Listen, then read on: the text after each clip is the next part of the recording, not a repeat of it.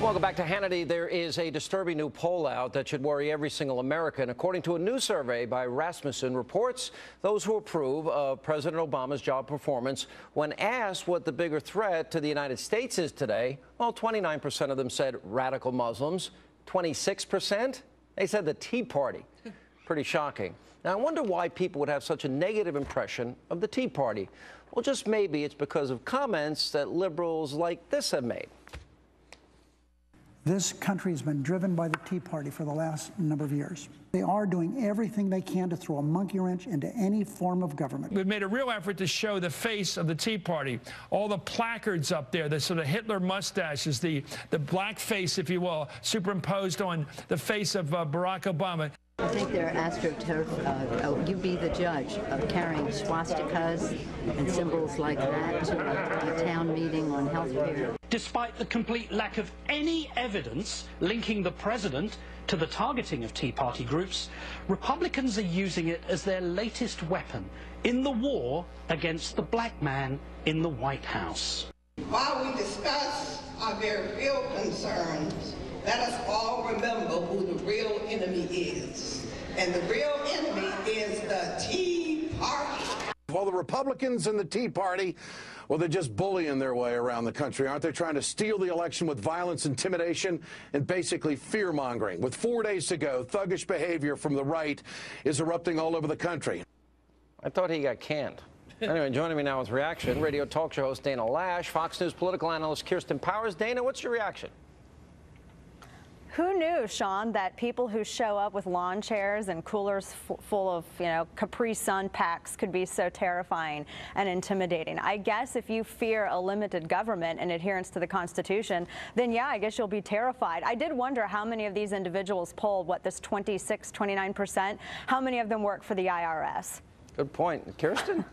Has it gone over the top? Yeah, I think it was 26%, and I feel like you can get around 20% of people to say almost anything. There was a poll a couple months ago of 20% of Republicans think Obama's the Antichrist, for example. So I'm not going to read too much into this in terms of what Democrats think. I will say that the Tea Party has been unfairly demonized. There's no question about that, and I think that if people who follow them closely and understand what they're really about will realize that they really are about limited government. I don't agree with them, but they're not they're not what they've been portrayed as by a lot of Democratic leaders. We've done two specials now with the horrible treatment of black conservatives in America. Let me give you the latest example. And I ask again, is Tom Brokaw and Brian Williams and Matt Lauer proud of their news network saying this about Clarence Thomas?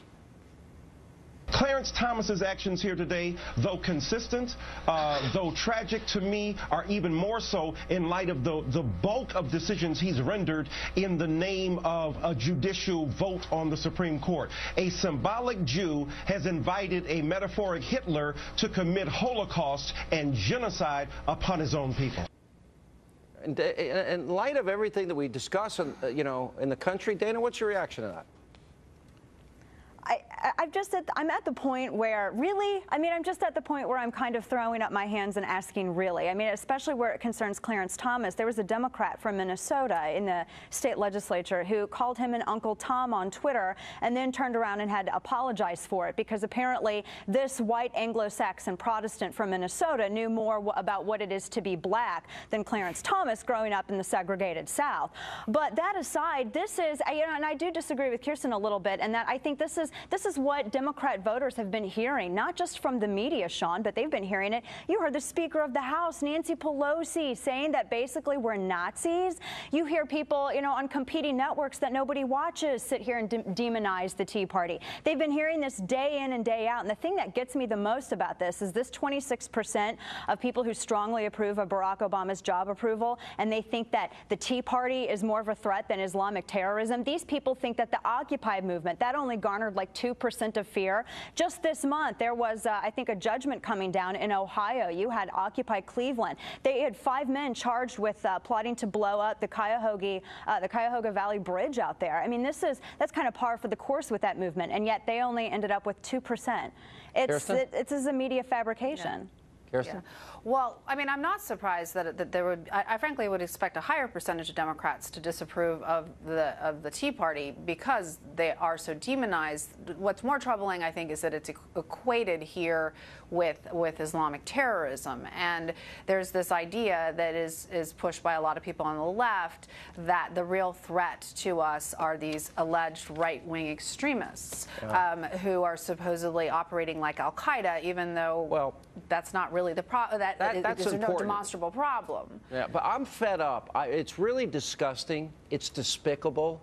Clarence Thomas, his entire professional career on the Supreme Court has had to put up with this garbage, starting with it's racist. I mean, it's racism. It's completely racist. And it's accepted racist. by the left because the left tolerates it. Yeah. No, it's patronizing. It's you know, and it's I racist. think that.